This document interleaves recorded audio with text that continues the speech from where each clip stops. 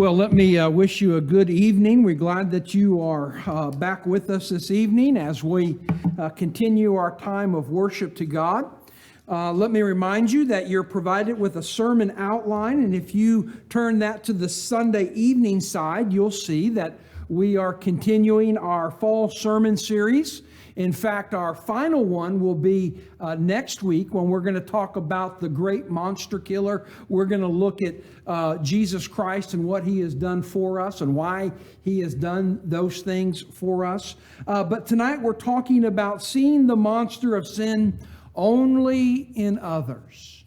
Seeing the monster of sin only in others.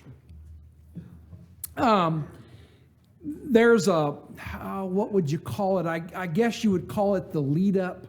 You have these horror movies, these spooky movies, and usually at the beginning there's some type of monster, right?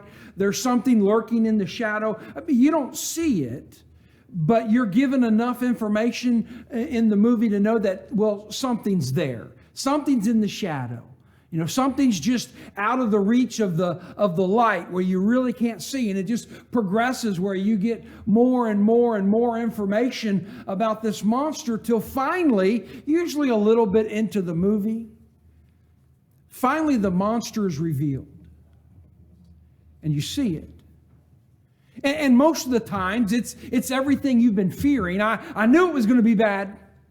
That monster is usually maybe even a little bit worse than you anticipated. I mean, I've been waiting, but wow, this really caught me off guard, how bad this monster is. It's the build-up. It's the lead-up.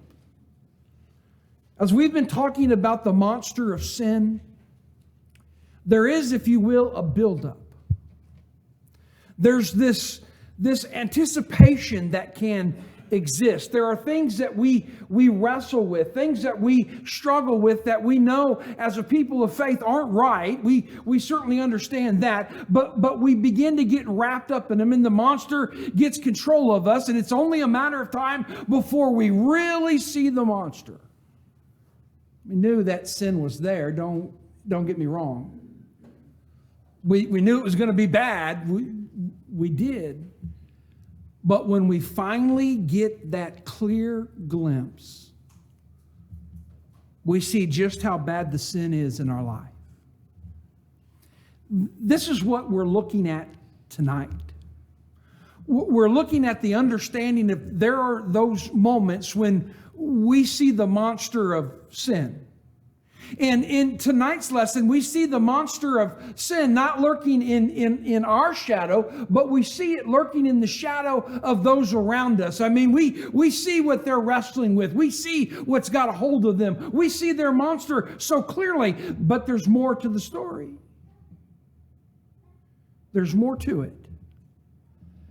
If you turn over to the Gospel of Matthew, chapter 7,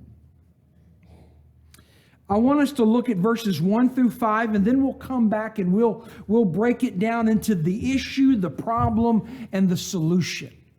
Notice what Jesus says, beginning there in verse 1. He says, "Judge not that you be not judged." Now, let's hear out what he's saying, okay? Let's just, I get it. I know what he means by just verse 1, but hold on, okay? He says, "Judge not that you be not judged.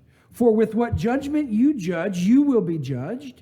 And with the measure you use, it will be measured back to you. And why do you look at the speck in your brother's eye, but do not consider the plank in your own eye? Or how can you say to your brother, 'Let me remove the speck from your eye,' and look, a plank is in your own eye? Hypocrite! First remove the plank from your own eye, and then you will see clearly to remove the speck from your brother's eye." Now, there's a couple things that I think we need to be mindful of, some principles that need to stand out as we work our way through this passage. And the first one, and these are on your outline right there, the first one is this passage, as Jesus speaks it, is not condemning the understanding that there's times when we need to make righteous judgments. That's not being condemned in John chapter 7 in verse 24. Judge righteously. That's understandable.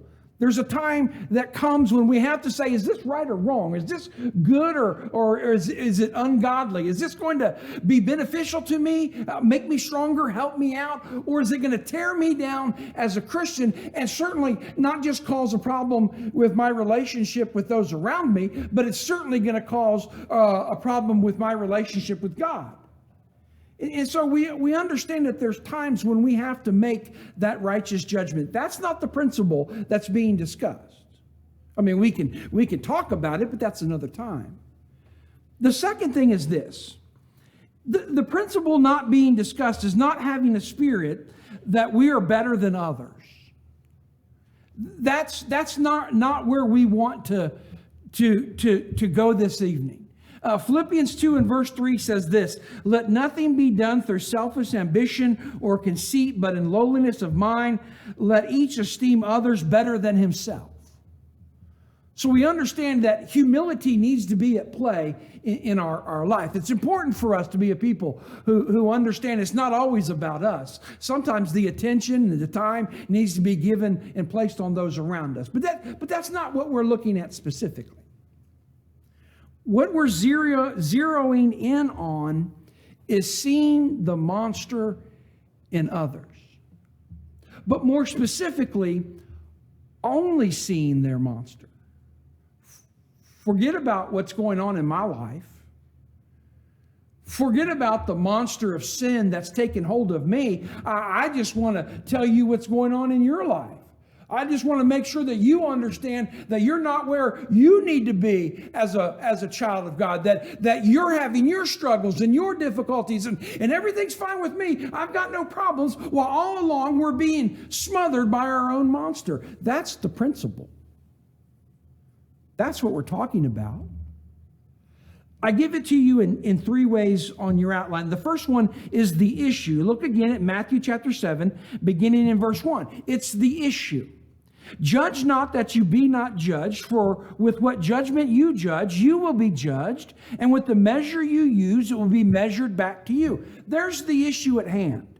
The type of judging that's being forbidden here in this verse is presuming to determine one's salvation. I'm going to determine if you're righteous or not. I'm going to determine if you're in a right relationship with God or not. I'm going to sit as the judge and the jury.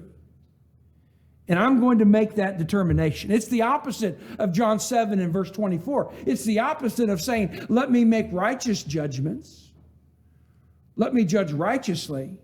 No, I'm going to be the determining factor in everything. It's an attitude, and this is on your outline. It's an attitude of fault finding and bitterness towards others. Well, I'm not even looking for anything good in your life. For whatever reason, you may have slighted me at one time, so I don't want to see anything good in you.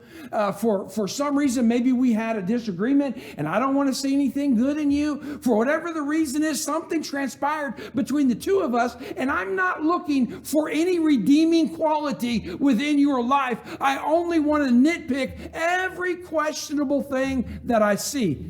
That's what we're doing. The person never has, if you will, a fair chance. They're never going to get a fair hearing from us.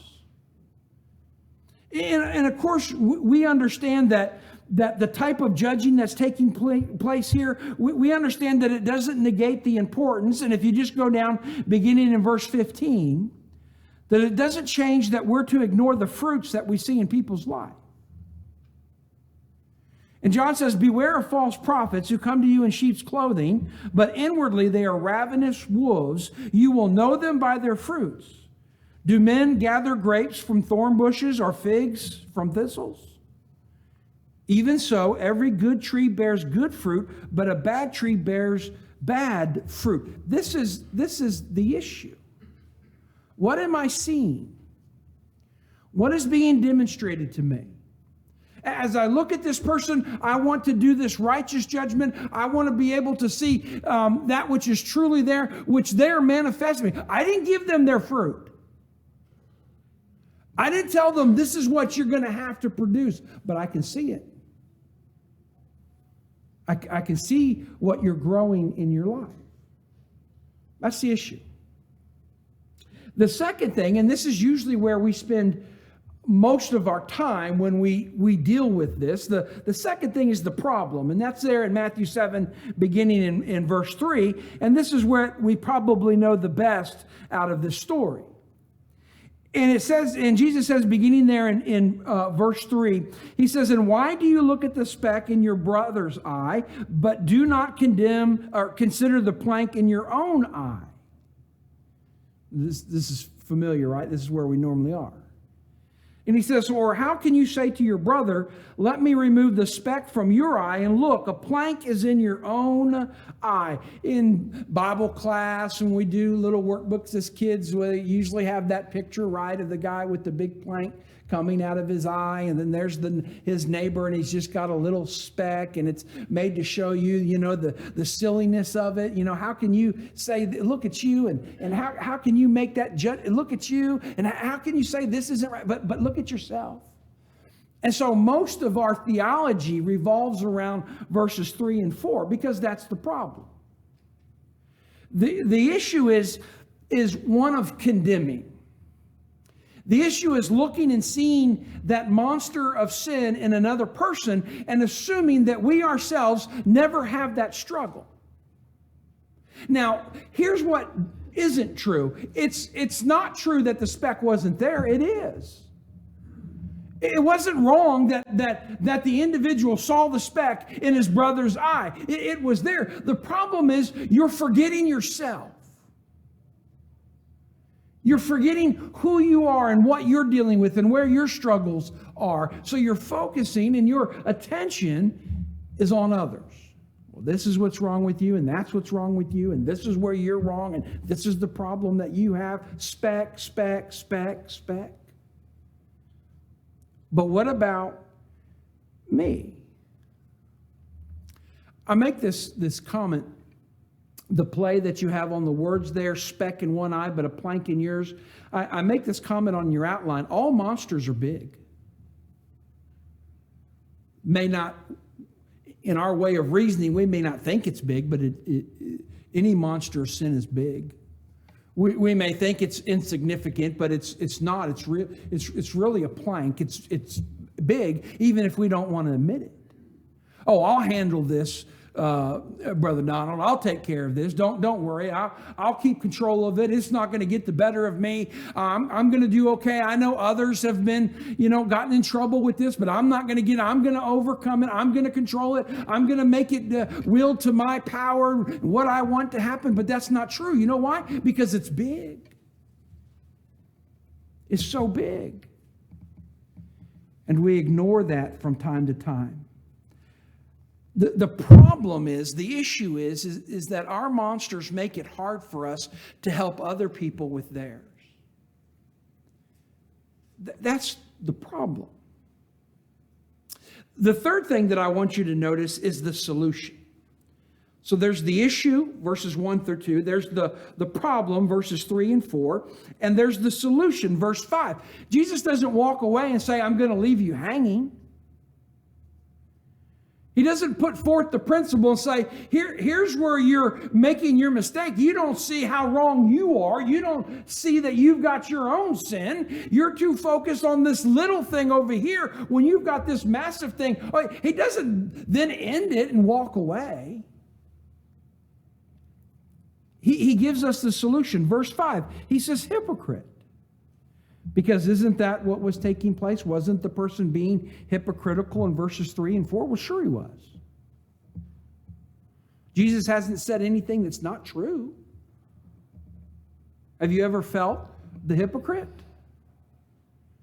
Have you ever felt like I'm the one that's doing the thing that I'm condemning in everybody else? He says this as the solution. First, remove the plank from your own eye, and then you will see clearly to remove the speck from your brother's eye. In order to help others, we have to help ourselves. Oh, I'm not saying that we give no care and attention to those around us. Don't hear that. I'm not saying that other people around us should be abandoned and forgotten. I'm not saying that the Good Samaritan got it wrong when he came across the man, and he should have said, well, how am I first? And let me take care of me. We're not talking about that. We're talking about the understanding that at times, if I want to truly help another person, I need to make sure that I'm okay so I can do that. That I'm all right when it comes to the monster of sin that's in my life, so that I can help somebody who's not right with the monster of sin in their life.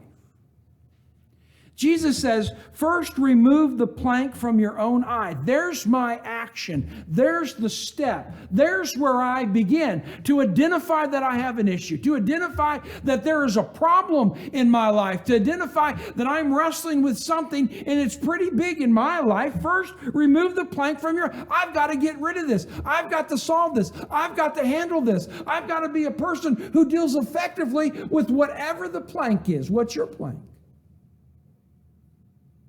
What sin holds you captive? What sin do you wrestle with? What besetting sin might come upon you again and again and again? What thing is it that you know that you have in your life that you haven't gotten rid of yet? What is that plank that's in your life? What is your own monster? You've got to take care of that first. But then there's action that's required. When you've dealt with the plank, he says, secondly, then you will see clearly to remove the speck from your brother's eye. Now my vision is better. Now I'm better equipped and able to see how I can help my brother. I can identify more clearly what his struggle is, what the issue is, what the problem is, what the sin is. I'm seeing more clearly now because I've dealt effectively with my own plank. And now I want to help. Now I want to strengthen. Now I want to encourage my brother. It's a wonderful thing, and I think Jesus is bringing this out. But it's a wonderful thing to see clearly. I wake up every morning, and I cannot see a thing around me.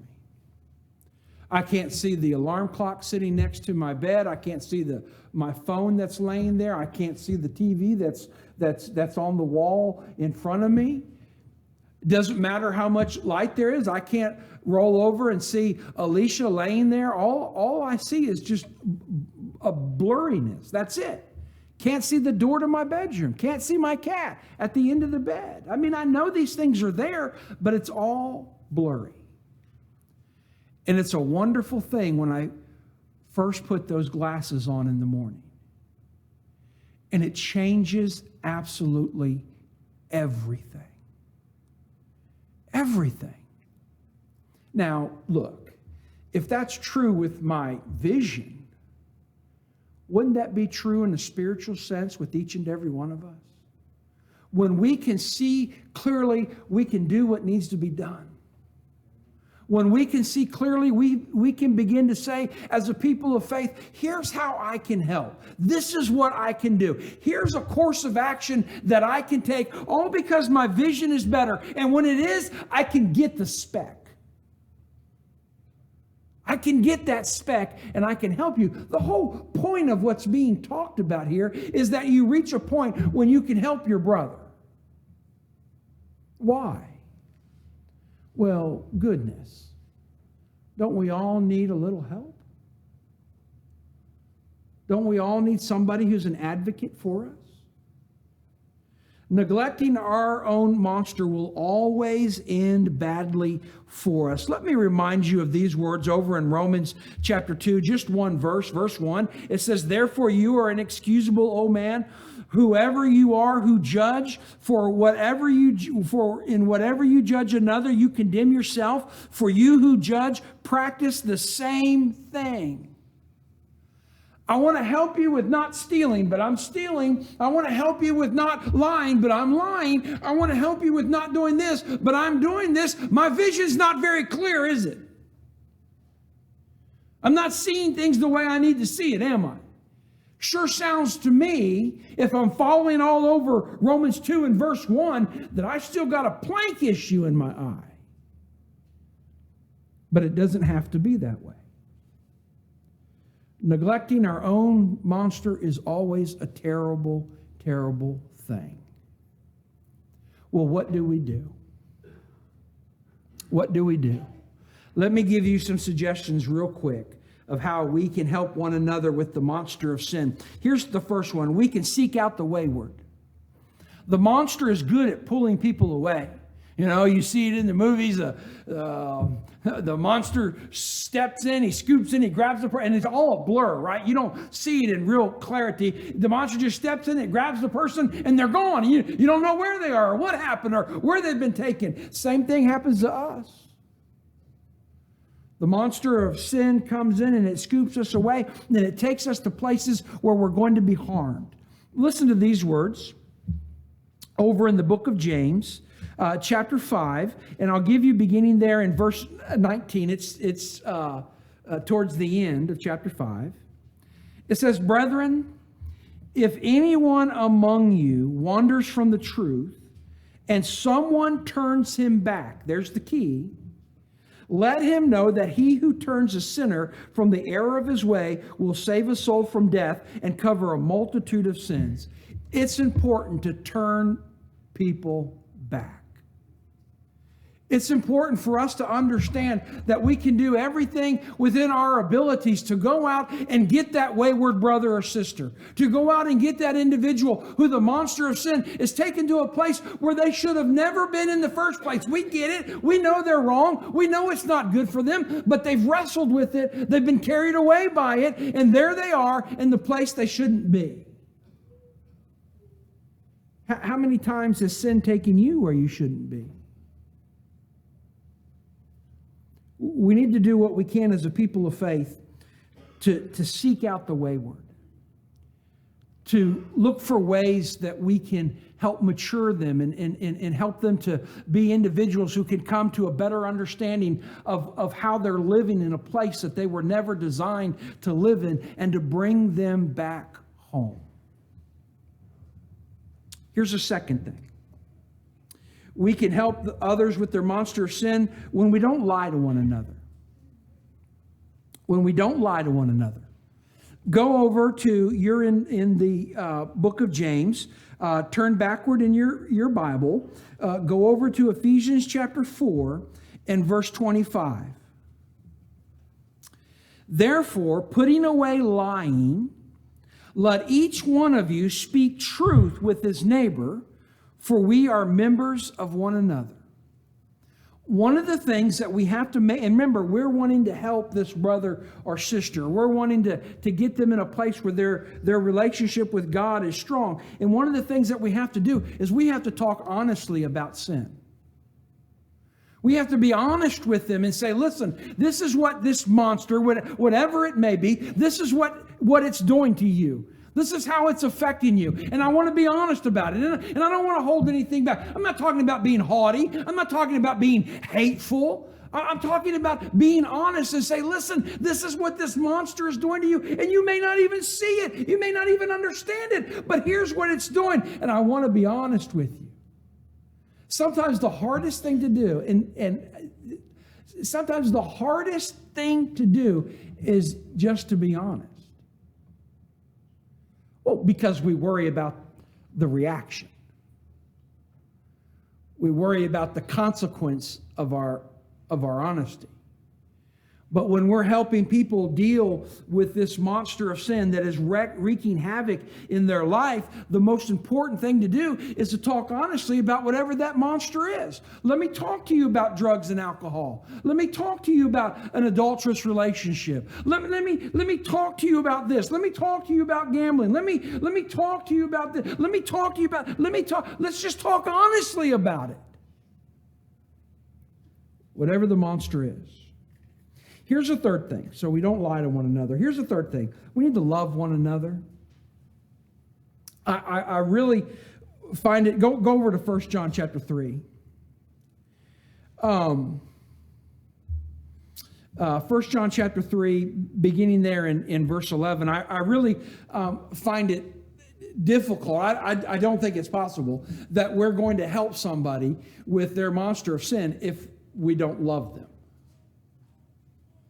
I think love has to be or is that motivation behind us saying, let me go and get involved in this situation. Let me go and lend my help and my encouragement to this situation. Let me be one who is praying for this person. Let me be one who's willing to sit down and study with this person. I think the motivation behind that is a love for their soul. I want good things for them. I want them to have blessings in their life. I want their relationship with God to be strong. And because I love them, I go. Because I love them, I confront. Because I love them, I'm willing to say, listen, this monster is going to rip you apart. John says this, for this is the message that you have heard from the beginning, that we should love one another. It's from the beginning. This is what you heard way back when. This is where everything began. This is what you heard from the beginning. It started with love. That when it comes to the relationship that we have with one another, that we need to love one another. Now, our monster of sin can make that difficult. Can make it difficult. But try we must. There are people out there who have been swept away by their monster of sin, who would gladly return if somebody just loved them. I didn't say accept the sin. I didn't say ignore the sin. We talked about being honest and not lying about it. I didn't say just kind of, push it under the rug and just ignore that it's there. But saying to that individual, listen, I'm here because I love you. And I want to help you because I love you. Can you imagine how that could change the lives of so many people? Here's a fourth thing. We can help one another with their monster of sin when we are honest and we see the need to correct one another. Go over to Galatians chapter 6. You're in 1 John. So go ahead and turn backward in your New Testament. Go over to Galatians chapter 6 and notice these words there in verse 1. Brethren, if a man is overtaken in any trespass, you who are spiritual, restore such a one in a spirit of gentleness, considering yourself, lest you also be tempted. What they're dealing with is difficult, so you be careful. You're going in and you're helping them with their monster of sin. But listen, you need to be wise. You understand the serious nature of what they're wrestling with. Make sure that it doesn't become a serious nature that you're wrestling with. Be mindful, but help. There's that understanding when we come into the lives of another person and we say, I want to correct you. Not because I want to be too hard on you. I want to correct you because I want to do that which is good for you. I want to do that which is beneficial to you. And in speaking the truth in love, it might be at times saying, you shouldn't be doing that. Or that's not going to do anything to make your relationship with God healthy. Notice what I say on your outline. I say this: correction could be the difference between faithfulness or apostasy. Nobody ever told me I was wrong. Nobody ever told me that I shouldn't be married 5, 6, 7 times. Nobody ever corrected me and told me that I shouldn't be at the casino gambling. Nobody ever cared enough about me to come to me and correct me and say that this wasn't going to be beneficial or good in my life, or this was only going to cause me. Nobody ever came and corrected me. Brethren, it's what we have to do. How are we going to know whether or not we're wrong if no brother or sister ever comes to us and says, listen, here's where the difficulty is. We've dealt with the speck in the plank. We've addressed the issue in our life, so we can help with the monster of sin in others. At times, you have to just offer correction. Here's the final thing: helping one another with the monster of sin. we need to be sure to look inward before looking outward. Giving consideration to ourselves. Go over to Luke chapter 18. And beginning in verse 9. And this is a familiar parable to you, the tax collector and the Pharisee. But I want you to notice, it says this, and also he spoke to some who trusted, verse 9, who trusted in themselves that they were righteous and despised others. Two men went up to the temple to pray, one a Pharisee and the other a tax collector. The Pharisee stood and prayed thus with himself, God, I thank you that I am not like other men, extortioners, unjust, adulterers, or even as this tax collector. I fast twice a week. I give tithes of all that I possess.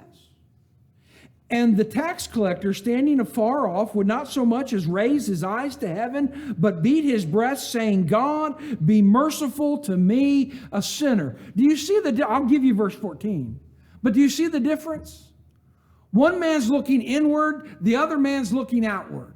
One man is saying, listen, I understand. I see the wrong that I've done. I've seen where I've messed up. I've seen where I'm sinful. The other man is just, look, well, I do this and I do that. Look at what I do. Look at who I am. Look at how I live. But one man was willing to be honest and say, I'm not worthy. The other man thought he was worthy of everything. I tithe. I do this. I do that. He never looked inward. Am I wrong? Am I getting this situation wrong? Am I the problem? It matters in which direction that we're looking. Look at verse 14. Jesus says, I tell you, this man went down, the tax collector, this man went down to his house justified rather than the other. For everyone who exalts himself will be humbled, and he who humbles himself will be exalted. Do you see the difference? Looking inward, I'm willing to humble myself. I'm willing to get low. Looking outward at all the things that I do and all the things that I've said and all the different good things that I've given myself over to. The last thing I'm going to think about doing is getting low, is being little, is living humble. There's no, and maybe it sounds odd, I don't know. There's no way to effectively look up if we haven't first looked inward. What is my condition? What's going on in my life? Because that affects what we say to God. Because that has an effect on how we see ourselves in a relationship with God. The Pharisee saw himself as being just fine. The tax collector saw himself as being a sinner. Who missed the point? The religious man. The teacher. He missed it. One of the things that we need to do as a people of faith is to understand that we have to look inward from time to time. We have to make sure that all is good. We have to make sure that we're going in the right direction, living in the right way, doing the things that we know are just and noble, doing those things that are going to strengthen our relationship with God so we can help strengthen the relationship of others and their relationship with God. When's the last time you looked inward? When's the last time you said, how am I doing? I say this at the end of on the conclusion. I say this. I said, we share with one another the commonality of having monsters. There's no way to deny that. Romans chapter 3 and verse 23, we all have them. It's a commonality among us. None of us can ever look at it. Well, I'm glad I don't have a monster. I'm glad I never sin. I'm glad I don't struggle with this difficulty. None of us is going to be able. We all have that commonality. And then I say this. Therefore, because of that commonality, therefore, helping one another should really be our goal. It sounds weird, but I should be concerned about your speck. I should be concerned with your relationship with God. I should be concerned to make sure that the monster of sin isn't dragging you away and just tearing you up like a ferocious beast. And when I take care of myself and when I'm mindful of my own struggles and my own monsters, then it puts me in a position to help you. When's the last time you helped another person with their sin? When's the last time you said to a brother or sister, I'm here. I'm here. And I'm going to stand by your side, and I'm going to encourage you, and I'm going to help you with this problem, and I'm going to wrestle with this sin as you're wrestling with it, and I'm going to get my hands dirty as your hands have gotten dirty. I'm here to help. When's the last time you did that?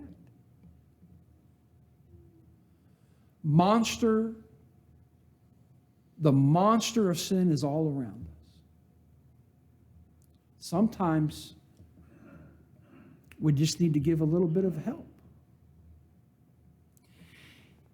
Let me extend to you the invitation this evening. If we can do anything to help you or to encourage you, we'd like to do that. If you are here and you're not a member of the Lord's church, we extend that invitation at the presentation of the gospel every time to obey the gospel plan of salvation, to hear, believe, repent, confess, and to be baptized. And if you have not taken those steps, friend, the monster of sin has control of your life, and there is no hope. But through the effective blood of Jesus Christ, there's a future. If we can help you in any way, why don't you come forward as we stand and sing.